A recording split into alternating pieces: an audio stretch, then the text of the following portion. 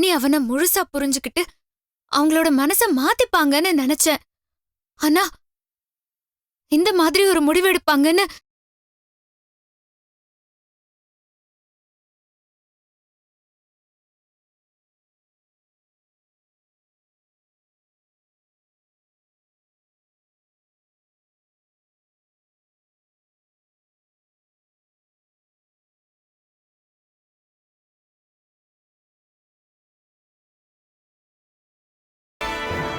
நிஜமாவே உனக்கு அண்ணி மேல அக்கறை இருந்திருந்தா நீ என்ன பண்ணிருக்கணும்?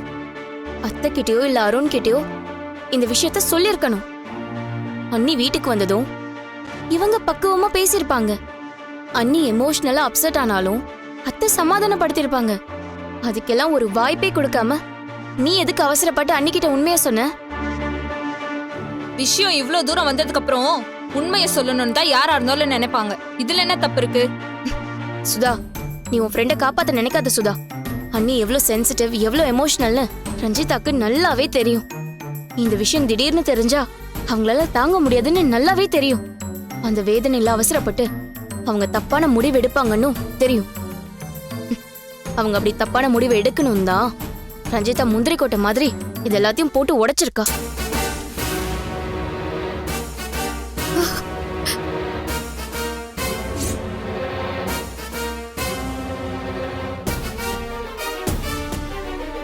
உன் இஷ்டத்துக்கு ஏதாவது பேசிட்டு இருக்காது கல்பனா. வித்யா கண்மூடித்தனமா அவனை நம்பி இருக்கா. அதனாலதான் இந்த விஷயம் கல்யாணம் வரைக்கும் வந்திருக்கு. அவ முட்டாள்தனம் வேற எதுவும் செய்யக்கூடாதுன்றதுக்காக தான் ரஞ்சிதா அவளை வார்ன் பண்ணிருக்கா. இல்ல, கல்பனா சொல்றதுதான் உண்மை. இவ திட்டம் போட்டுதான் எல்லாத்தையும் செஞ்சிருக்கா.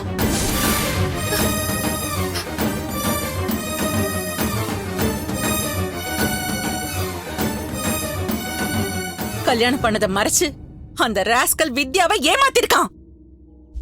காதலிக்கிற மாதிரி நடிச்சு அவ மனசுல ஆசைய தூண்டி இருக்கான்.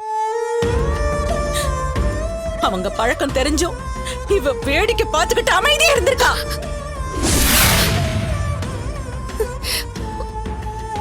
அம்மா,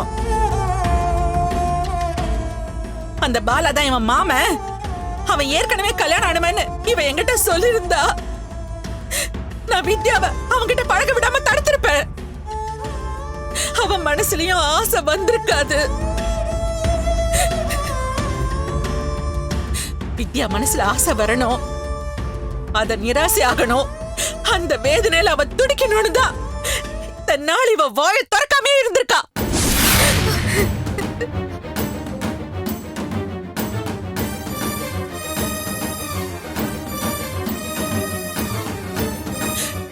இப்ப சரியான நேரம் கிடைச்சதோ உண்மையை சொல்ற மாதிரி சொல்லி என் பொண்ணு உயிரோட கொன்னுட்டா.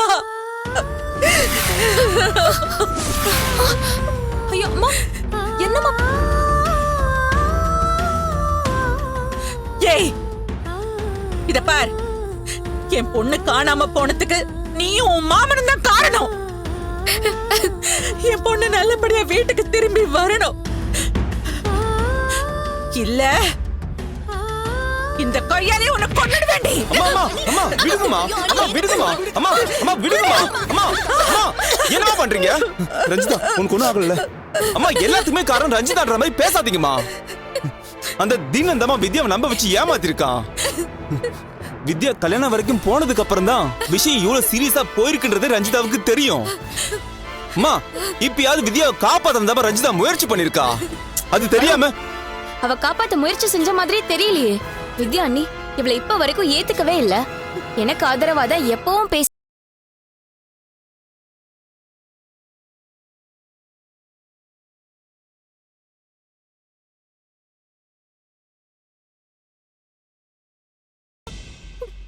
என் பொண்ணை பழி வாங்கணுங்கிற நோக்கத்துலதான் இவ எல்லாத்தையுமே செஞ்சிருக்கா.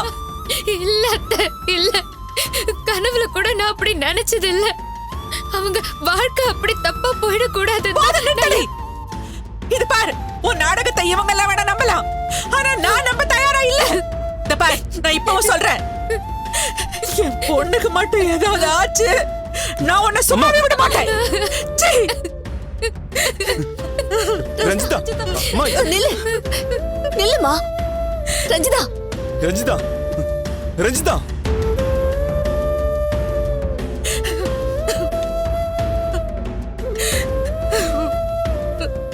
பாத்தீங்களா அத்தை? ஸ்டேஷனுக்கு கிளம்பின அருணும் அண்ணனும் இப்ப ரஞ்சிதாக்கு பின்னாடியே போயிட்டாங்க. அவளை சமாதானப்படுத்துறது இப்ப முக்கியமா இல்ல ஸ்டேஷனுக்கு போய் கம்ப்ளைண்ட் பண்றது முக்கியமா? அண்ணிய காணும்னு நம்ம எல்லாம் தவிச்சிட்டு இருக்கோம். ஆனா அவங்களுக்கு அந்த டென்ஷன் கொஞ்சம் கூட இல்ல பாருங்க அத்தை. ரஞ்சிதாக்கு ஒரு பிரச்சனைனா அவங்க எல்லாத்தையும் மறந்துடுறாங்க அத்தை. அவங்க வேற யார பத்தியோ கவலை கூட பட மாட்டாங்க. இனிமே அண்ணிய தேடுற விஷயத்துல அவங்கள நம்பிட்டு இருக்கிறது சரியா இருக்காது அத்தை. நாம தான் ஏதாவது செய்யணும்.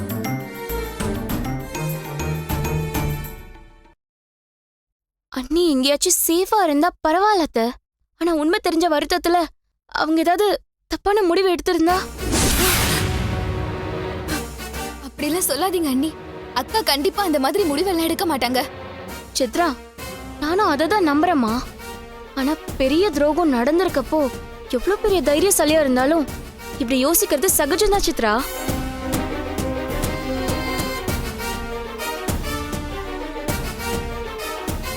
அது நடக்கலனாலும் அந்த ராஸ்கல் அவங்கள ஏமாத்தி கூட்டிட்டு போய் கல்யாணம் பண்ணிருந்தா என்ன பண்றது அத்தை?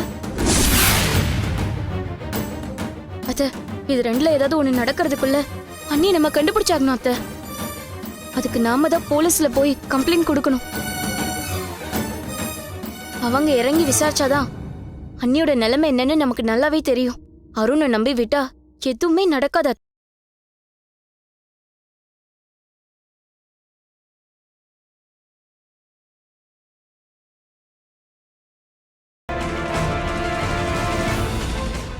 சொல்லு மாப்ள. சுதா சித்ரா நீங்க ரெண்டு பேரும் அம்மாவை பாத்துக்கோங்க. நாங்க ரெண்டு பேரும் ஸ்டேஷன் போயிட்டு வந்துடும்.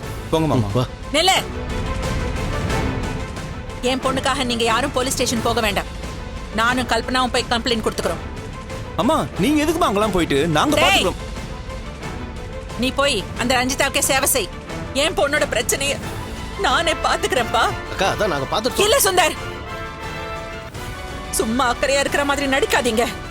போ, போய் உன் வேலையை பாரு. கல்பனா, நீ வாமா போல. என்ன மாமா? பர்ஸ் எடுத்துட்டு வா சித்ரா. அம்மா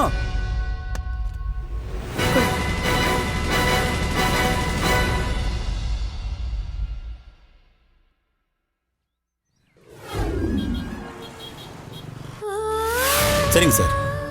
ஓகே ஓகே, பரவாயில்ல சார், நான் பாத்துக்கிறேன். சொல்லுங்கம்மா, என்ன பிரச்சனை? சார், நேத்திலேருந்து என் பொண்ணை காணோம். நேத்துல இருந்து காணும்னு சொல்றீங்க, இப்ப வந்து கம்ப்ளைண்ட் கொடுக்குறீங்க? அவ வெளியில போயிருந்தா சார். ராத்திரிக்குள்ள வீட்டுக்கு வந்துருவான்னு நினைச்சோம். காலையில வரைக்கும் அவன் வரலன்னதும் எனக்கு ரொம்ப பயமாயிடுச்சு. அவ அவசரப்பட்டு தப்பான முடிவு எடுத்துருவாளோன்னு என் மனசு பதறுது சார். அவளை எப்படியாவது அதுக்குள்ள கண்டுபிடிச்சு கொடுங்க. அவளுக்கு ஒண்ணுன்னா என் உயிர் தங்காது சார். ஐயோ, அப்படிலாம் எதுவும் ஆகாது. தைரியமா இருங்க. அம்மா அழாதீங்கம்மா. நீங்களா ஏதாவது ஒண்ணு நினைச்சு கற்பனை பண்ணிக்காதீங்க. தைரியமா இருங்க. உங்க பொண்ணோட பேர் என்னம்மா? வித்யா சார். நீங்க யாரு? வித்யா எனக்கு அண்ணி சார். உங்க அண்ணிக்கு ஃபோன் பண்ணி பாத்தீங்களா? கடைசியா எப்ப பேசுனீங்க? கோவில்ல அத்தை கிட்ட பேசிட்டு போயிருக்காங்க. ஈவினிங் தான் கால் பண்ணி பார்த்தோம். அப்ப இருந்தே அண்ணியோட ஃபோன் ஸ்விட்ச் ஆஃப்னு வருது சார். சொந்தக்காரங்க வீடு, ஃப்ரெண்ட்ஸுங்க வீடுன்னு அவங்க க்ளோஸ் சர்க்கிள்ல எங்கேயாவது விசாரிச்சு பாத்தீங்களா? எல்லா இடத்துலயுமே விசாரிச்சிட்டோம். அங்க எங்கேயும் அவங்க போன மாதிரி தெரியலையே. அம்மா, உங்க பொண்ணு ஏதாவது ஒரு கோவத்துல கோச்சிட்டு போயிட்டாங்கன்னு நினைக்கிறீங்களா? இல்ல யாராவது கடத்திட்டு போயிட்டாங்கன்னு சந்தேகப்படுறீங்களா? அவ கோவிச்சுக்கிட்டு எங்கேயாவது போயிருக்கலான்னு தான் தோணுது சார். ஏமா அப்படி சொல்றீங்க? வீட்டுல ஏதாவது பிரச்சனை வந்துச்சா? நீங்க அவங்க கூட எதுவும் சண்டை போட்டீங்களா? சொல்லுங்க. சொல்லுங்கம்மா. எதுவா இருந்தாலும் தயங்காம சொல்லுங்கம்மா. அப்பதான் நாங்க அதுக்கு தகுந்த மாதிரி ஆக்ஷன் எடுக்க முடியும். சார், என் பொண்ணு வித்யா கல்யாண விஷயமா பேசுறதுக்காக மாப்பிள்ளை வீட்டுக்காரங்களை காரப்பாக்கம் பொன்னியம்மன்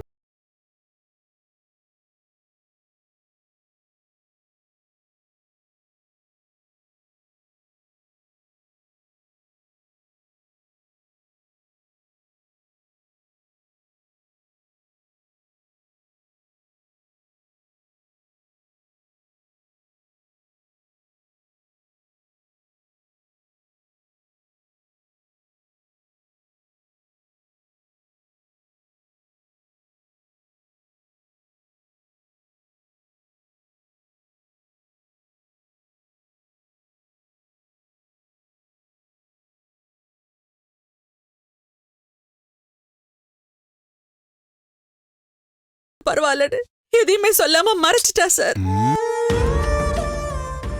என் பொண்ணு காணாம போனதுக்கு அவங்க 2 பேரும் தான் சார் காரணம். அந்த துரோகத்தை தாங்க முடியாம தான் என் பொண்ணு மனசொடைஞ்சு எங்கேயோ போயிட்டா சார். நீங்க தான் சார் பொண்ணை கண்டுபிடிச்சு கொடுக்கணும். அது மட்டும் பத்தாது சார், அவங்க 2 பேரையும் நீங்க விட்டுற கூடாது. வித்யாவை காணாம போக வச்சு எங்களையும் நோகடிச்சு எங்க குடும்பத்துக்கு இவ்வளவு கஷ்டத்தை கொடுத்து அவங்க நல்லாவே இருக்க கூடாது. அவங்களுக்கு கடுமையான தண்டனை வாங்கி தரணும் சார். சார், எங்களுக்கு இன்னொரு சந்தேகமும் இருக்கு சார். என்னம்மா? அந்த தீனன் ராஸ்கல் தான் சார் அண்ணியை கல்யாணம் பண்ணிக்கிறதுக்காக எங்கேயோ கடத்திட்டு போயிருக்கான்னு நினைக்கிறேன். சரிம்மா, அந்த ஆங்கிள்லயும் நாங்க விசாரிச்சு பாக்குறோம். காணாம போன பொண்ணோட போட்டோ இருக்கா? என் போன்ல இருக்கு சார். அதை என் நம்பருக்கு அனுப்பிச்சு விடுங்க. இப்ப நீங்க சொன்னதெல்லாம் டீட்டெயிலா ஒரு கம்ப்ளைண்டா எழுதி கொடுங்க. ஏட்டு சார், இவங்களுக்கு ஒரு பேப்பர் பேனா எடுத்து கொடுங்க. Okay sir. போய் எழுதி கொடுங்க. வாங்க வாங்கம்மா, இந்தாங்க எழுதி கொடு. சார், நான் உங்களதான் சாமி மாதிரி நம்பியிருக்கேன். என் பொண்ணை பத்திரமா என்கிட்ட மீட்டு கொடுத்துருங்க சார். சரிம்மா, ஒன்றும் கவலைப்படாதீங்க. இந்த போட்டோவை எல்லா ஸ்டேஷனுக்கு அனுப்பிச்சு தேட சொல்றேன். கண்டிப்பா உங்க பொண்ணை கண்டுபிடிச்சிருவோம். நீங்க தைரியமா இருங்க. சரி சார், ரொம்ப நன்றி.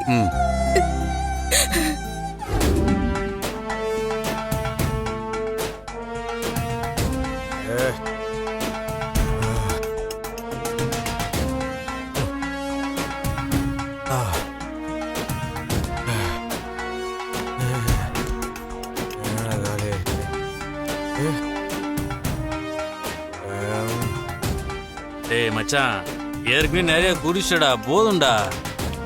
எனக்கு பத்தலடா, எனக்கு பத்தல.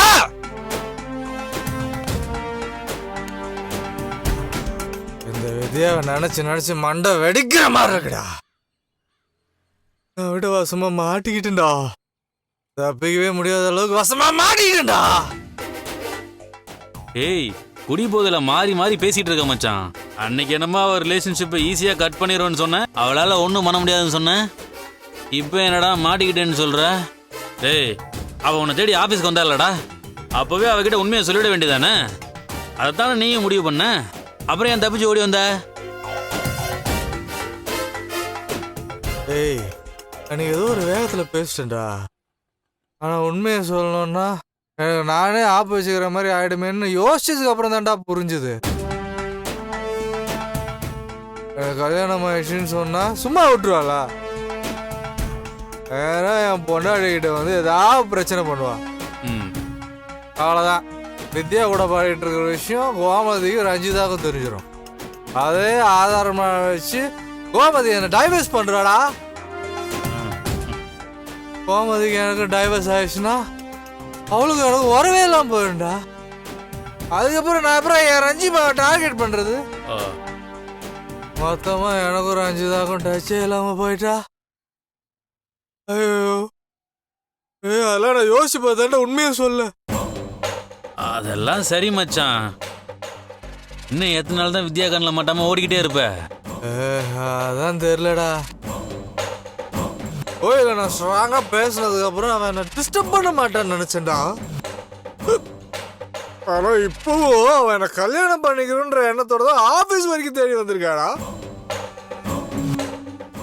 அந்த தலைவலி வேற இல்ல வாய்ஸ் மெசேஜ் போட்டிருக்காடா. நீ தான் போன் ஆஃப் பண்ணி வச்சிருந்திய, அப்புறம் எப்படி அவ மெசேஜை கேட்ட? ஏய், அவ மெசேஜ் எல்லாம் கேட்டதுக்கு அப்புறம் தான் போனை சுவிட்ச் ஆஃபே பண்ண. அப்படியா? ஆடியோல என்னடா பேசிருக்கா? வீட்டுல பெரிய பிரச்சனை ஆயிடுச்சான்.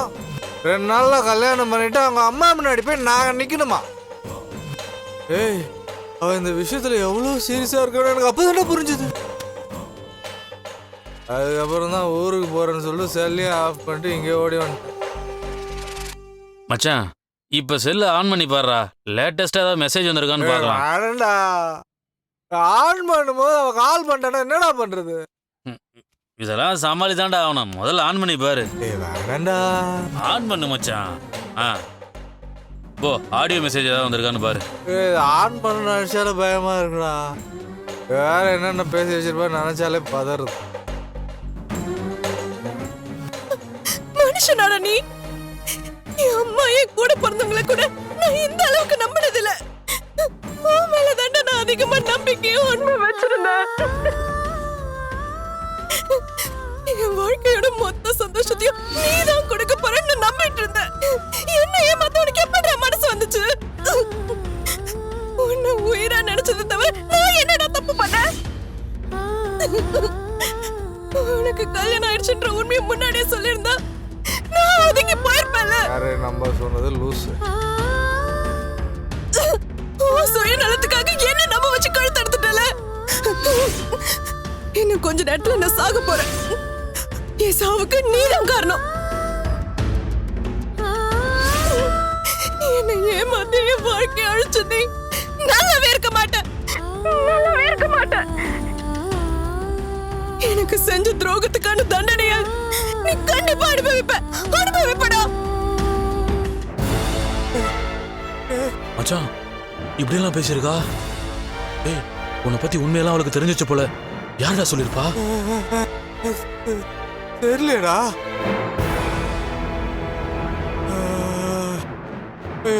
ஏதோ பெரிய பிரச்சனை மாட்டிட்டேன்னு நல்லா தெரியுதா. சொன்ன மாதிரி ஏதோ ஒன்று ஏடா கூடமா செஞ்சு என் கதையை முடிச்சிட்டேலடா. ஏய், இப்ப என்னடா பண்ண போற? ஒண்ணுமே புரியலடா. நான் தான் தேவையில்லாம இதுக்குள்ள போய் காலை வச்சு மாட்டிட்ட போல இருக்குடா.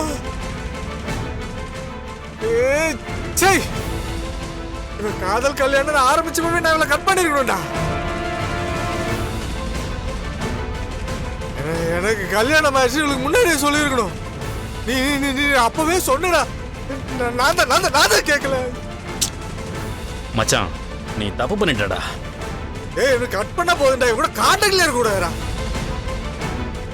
இதெல்லாம் வளர விட்டு கூடாதுடா. நான் செஞ்ச தப்பு தான் எனக்கே வந்து வினையா முடிச்சிருக்கு போல இருக்குடா.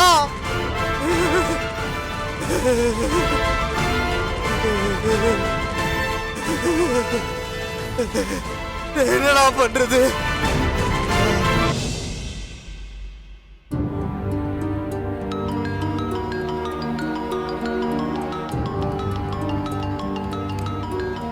ரஞ்சிதா, ரஞ்சிதா போன் அடிக்குது பாரு.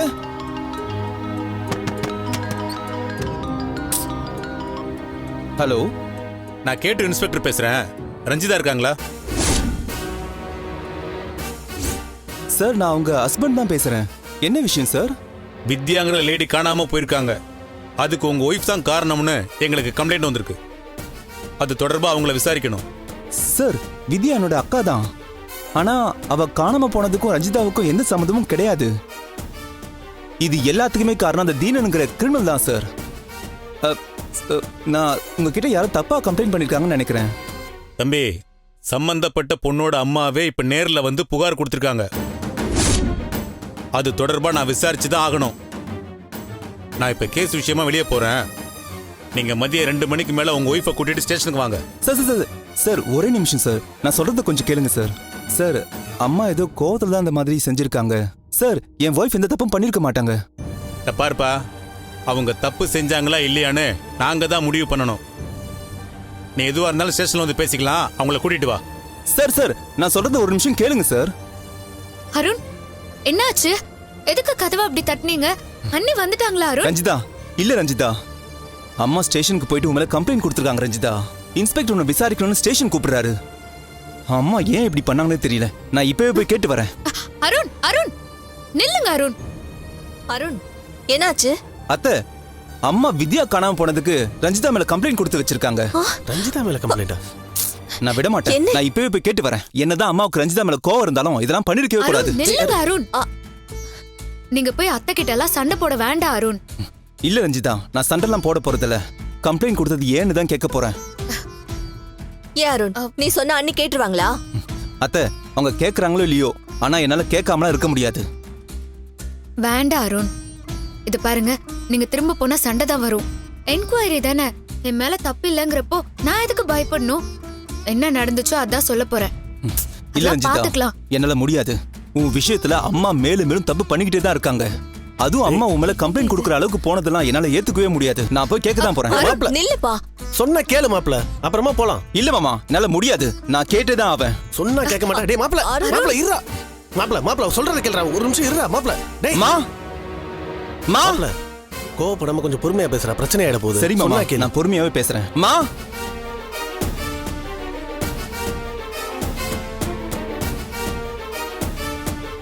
என்னடா என்ன? அம்மா நீங்க செஞ்சது உங்களுக்கு நியாயமா இருக்காமா? ஓ, அதுக்குள்ள ஸ்டேஷன்ல இருந்து உங்களுக்கு தகவல் வந்துருச்சா? உடனே உங்களை ஏத்தி அனுப்பிச்சு விட்டுட்டா. கடவுளே. எங்க உங்க அத்தையை காணோம்? அவ இந்நேரம் வரைஞ்சு கட்டிட்டு வந்திருப்பாளே. அம்மா ரஞ்சிதா உங்களுக்கு என்னம்மா பாவம் பண்ணா? எதுக்கு அவ மேல போய் கம்ப்ளைண்ட் கொடுத்துருக்கீங்க? ஸ்டேஷனுக்கு போறதுக்கு முன்னாடியே இதை நான் உங்ககிட்ட பேசிட்டேன்னு நினைக்கிறேன். அம்மா நீங்க ஏதோ அவ மேல இருக்கிற கோவத்துல பேசுறீங்கன்னு நினைச்சேன். ஆனா அவ மேல கம்ப்ளைண்ட் கொடுக்கற அளவுக்கு போவீங்கன்னு நான் நினைச்சு கூட பார்க்கல.